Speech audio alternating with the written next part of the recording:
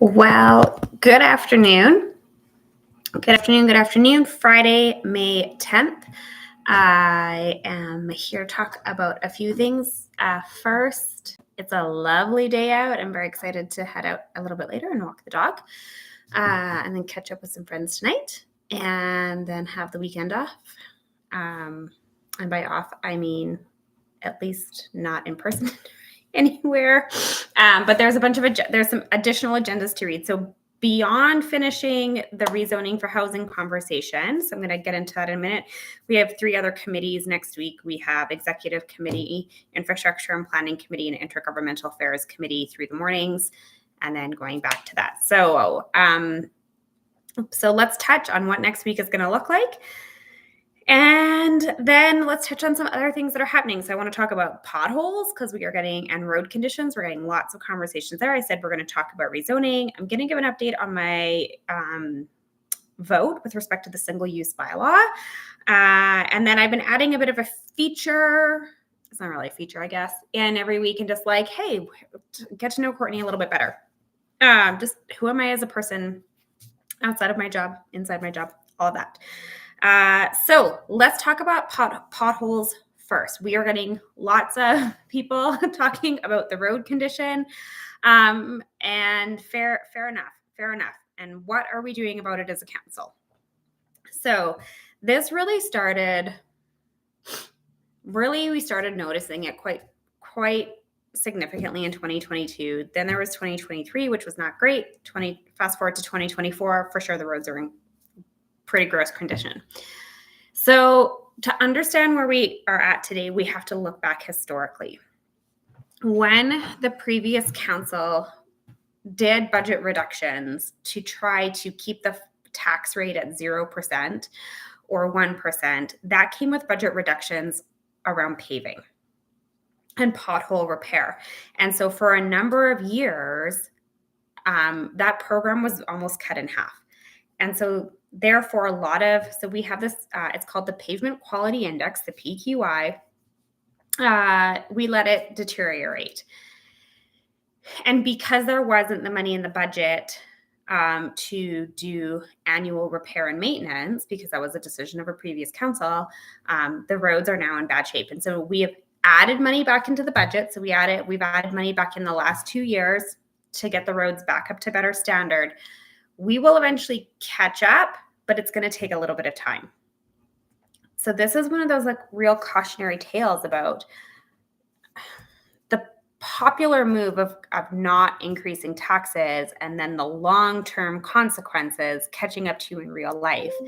And so, of course, one of the reasons there was such a big tax hike last year was to make up for this money that had been lost over the years. It wasn't incrementally spent, to try to catch up now on potholes. So we know that potholes are bad. They get filled on a triage basis. So please report them through 311. You can do that either online through the app, or you can do that. You can call it in, or there is an online portal, and then they're triaged and they are getting filled, and it is going to take time. There is also repaving happening. There's a whole map that shows about where repaving is happening. Some of the projects that were supposed to happen last year didn't. Part of it is just securing the labor to do it. Again, when you do budget cuts, you lose contracts, you lose team members who are able to do that. So even cycling up on the labor side has been a little bit more difficult. So we are getting to roads that should have been done last year. So for example, 18th Street in the southeast, so through the Riverbend area, was supposed to be done last year. It didn't get completed. And so it will get done this year. I know in particular Heritage Drive, between 14th Street and McLeod is quite bad. So we've flagged that right now with the way the paving schedule is at and the quality. It's not going to get done until 2026. So this is the result of when you do budget cuts and then you spend so long trying to catch up, you have to wait so long. And so a lot of it is temporary repairs and fixes until then. And we know a lot of it. So there's been some projects that have happened over the last couple of years in Ward 11, but they're coming. So we know that the roads are bad. We know. We have reinvested. It's going to take a bit of time, and we'll get caught up eventually. I will also just note that any of the construction that is happening around Deerfoot Trail, So any of the not the detours, any of the construction happening around Deerfoot, so the interchanges between Southland, Glenmore, Anderson, all the way even down to 24th Street. Those are projects of the province. There is a website for it. So you can watch those. You can watch for those updates. You can sign up for a newsletter update. And when and where we know when closures are happening, we'll do our best to share them out. We're not getting a lot of information ahead of time. So we tend to get it. We kind of get it when everybody else gets it because we're on the newsletter. So our office and the city is not getting things much more ahead of time than anybody else, despite repeated asks. Anyways, that's where we are, but just know anything Ring Road or not Ring Road, Deerfoot related is the province. Okay, let's talk about next steps for rezoning for housing. So I touched on this a little bit. We've been through the public hearing. We heard from over 700 speakers. We are now at the point where, in regular process, where council asks questions of administration. So every member of council gets 5 minutes to ask questions of administration. It's a stop clock. So you ask a question, it tracks your time, the clock stops, the administration answers, your clock goes. So it's not just like it's 5 minutes of question time. Answers don't have a limit. So I think you'll see, I'm sure everyone will have questions, and that starts Monday at 1:00. So Monday morning, there's a couple things that are happening. Myself and the mayor and Councillor Spencer have a really critical committee meeting for Prairie Economic Gateway. So this is a joint initiative with our neighbors around a rail-centered economic gateway. Then there was a special meeting of council. So a special meeting of council should be very, very short, but per procedure, per the MGA and our accompanying bylaw, the recall, then just sort of the finalization of the recall is there. So we just have to accept for information what the final tallies is on that. And then we then restart at 11:30 then for the rezoning for housing conversation. And that's where the questions of administration start. So my guess is we'll get through questions of administration on Monday and start getting into the proposed amendments that are coming forward. Now there's going to be a whole series of amendments that come from a variety of different councillors. That will be everything from, I think there are some who are just contemplating sending this back and starting all over again.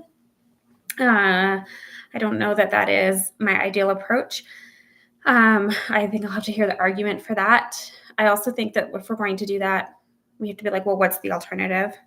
So I'd be curious and interested to hear what my colleagues are going to offer there. I know that there's amendments around parking. I know there's amendments around, I'm just trying to think what I've seen so far, because some have come in and some haven't. I think lots of questions about how do we use the working group, some of the working groups that we have already within the city of Calgary to do education around the development permit process. How do we improve the development permit process? How do we improve notification? So there's a whole bunch of different things that have largely come from hearing and listening from the public about the concerns raised and how we mitigate some of those concerns, because that's ultimately, for me, like a really important thing when you're creating policies. You have to think about what are the mitigating factors too, because there's consequences to any policy that gets introduced. And so, what are then the mitigating factors that you do to try to make sure that all the other resources that you offer support the policy. So if we say like now we're moving into discretionary development permits, let's do a deep dive. What does discretionary mean? What are the things you can comment on? When do you get comment? Who gets notified? So there's a whole bunch of different things that have to happen in there. So lots of conversation there. And so then we go till 9:30 on Monday night. We would resume on Tuesday at 1:00. So I mentioned at the very beginning, we have 3 other committee meetings next week. We have executive committee meeting, we have infrastructure and planning committee, and then we have intergovernmental affairs committee. And we need to have those committees to at least get a couple items started or going, because they're time sensitive and they go through committee before they come to council. So we have to really work on those time sensitive items to come through council so that we keep the rest of the work in the city moving and going forward. We can't. We have to do that. So then we would pick up at 1:00 on Tuesday, 1 to 9:30. If we needed to pick up on Wednesday, if we're not through amendments and debate and everything on Tuesday, we would pick back up Wednesday at 1:00 and go till 9:30. And I'm fingers crossed that we could be done by Wednesday. I would love to hang out with my family. I'm not gonna lie. It's been a lot. The first few weeks I was totally into it, not totally okay with 12-hour days for 2 weeks. Going into this, I'm a little unthrilled. and it's okay. In the grand scheme of things, it's very short. But it is hard. It is hard. And it's a lot of if you're a mom, happy Mother's Day. If you're a mom, you know that sometimes that scheduling and juggling of all things and arranging for rides to and from activities falls squarely on your shoulders. And so that is a bit of my life, is just making sure all of that can happen for my family. And meal prep and planning to make sure everyone's got meals. So if there's babysitter or whatever in the evening, that there's food in the house. So there's that.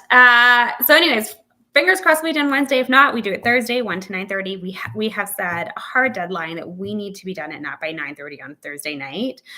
So we're also going into the long weekend. We know that a majority of our staff, they are also parents.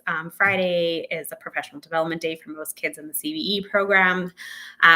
And so I think there is a responsibility also to not carry this forward forever and to get to a decision so that Calgarians know what we're doing. So there's also that.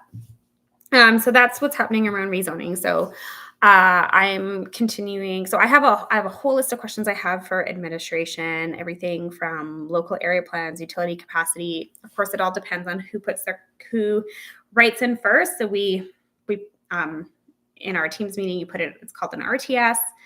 So request to speak, and then that you get in queue for asking questions. So depending on when I get in, we'll see what questions have been asked and answered, but no shortage of questions, and we'll get to them.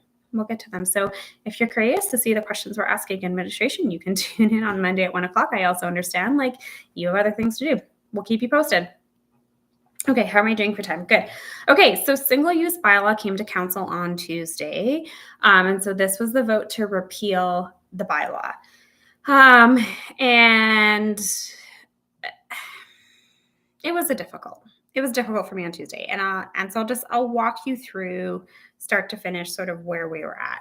So the decision to come forward with a single-use bylaw came to Community Development Committee sometime in 2023. I can't even remember. Almost 6 months, though, before it was to be enacted in January. So at that committee meeting, there were some concerns raised. They weren't addressed then. So the concerns that got raised by some of my council colleagues, there was no moves to make amendments. It was just concerns. And I'm always frustrated because it's really easy to point out loopholes. It's another thing to do the work to try to fix the concerns. So, and at that committee meetings are open to the public. There was no one came out and spoke against it. So, and I can't even recall anyone coming out and speaking for it either, but it really kind of was a bit of a nothing burger. And so fast forward to January, where the bylaw got implemented. So the bylaw got passed to then be implemented. So we actually would have passed the bylaw in 2023 for implementation in 2024. So even at the public hearing of the bylaw at council, again, no one really came out to speak. It wasn't a big deal then. So fast forward to the bylaw launches. Now, communication pre-bylaw announcing about what was coming down the road, totally could have done better. Totally have always owned that, said, yeah, we could have done a better job educating Calgarians. And that probably should have came before the public hearing on the first reading of the bylaw. However, we're past that. We were at another decision point. There were two options there. So one was at that meeting in January. So the bylaw came out for January 16th. The notice of motion to repeal the bylaw came to council on January 30th, so 2 weeks later. So we had really lived with the bylaw about a week before the move started being made to repeal the bylaw. And was there public outcry? Absolutely. So on January 30th, there was two decisions before us. One was to repeal the bylaw and set the stage to repeal the bylaw in its entirety. The second was to amend the bylaw where there was the biggest contention. So the biggest contention was really around the cost of bags and bags generally, like the cost of bags or just the cost generally of bags whether it be at drive-through or at stores. And so and drive-through was really the particular one. We weren't hearing as much about like stores, like if you went to the bookstore and you had to pay for a bag. We weren't hearing a lot about that. And partly, I believe, because most businesses had put that into place already. So, whether you'd been to Chapters or been to Safeway or whatever, there was already a charge for bags that most companies were doing anyways. It was really the drive-through component. So Councillor Meehan was prepared to bring forward an amendment, and I was prepared to bring forward and support it. The way it worked out, Councillor Winus brought forward her motion to repeal first. It passed. And again, I said no to that because, again, I wanted to move towards amendment and move towards working through the process of changes in the bylaw as opposed to just simply stripping it back and having nothing. So I'm going to get to this in just about like why this is in just a sec here. So anyway, so then the repeal came to us because we had to it's a new bylaw. If you're repealing a bylaw, you have to advertise. So it came to us on Tuesday. So on Tuesday, we heard from 3 public presenters. We heard from a specialist in waste reduction who does work all over the globe and who brought some really compelling data around where this has been really successful around the globe and about how we've been doing waste education for even in the city of Calgary, we've been doing waste education on reduction for over 20 years. And that education alone is no longer the solution. It's only taken us so far. And so that the penalty, so the cost to pay, the pay to play, or the pay for convenience is a model that has been really, really successful in a number of jurisdictions because it makes people think twice about their actions and behaviors. And so there was some information there. And then there was actually a young man in grade 8 who came and spoke as well. And he spoke about behavior change in and amongst his friends and his family and what his future vision, for a waste reduced world would be.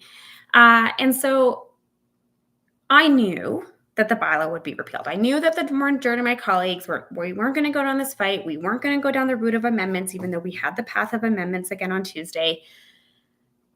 But the support hasn't been unanimous to repeal the bylaw. And I would say that we've been doing education for 20 years. Sometimes you need sticks and carrots in order to compel people. And there are people who are looking for voices and looking for support to say, actually, we need to do something more with respect to waste, with respect to the challenges that is happening in the waste stream.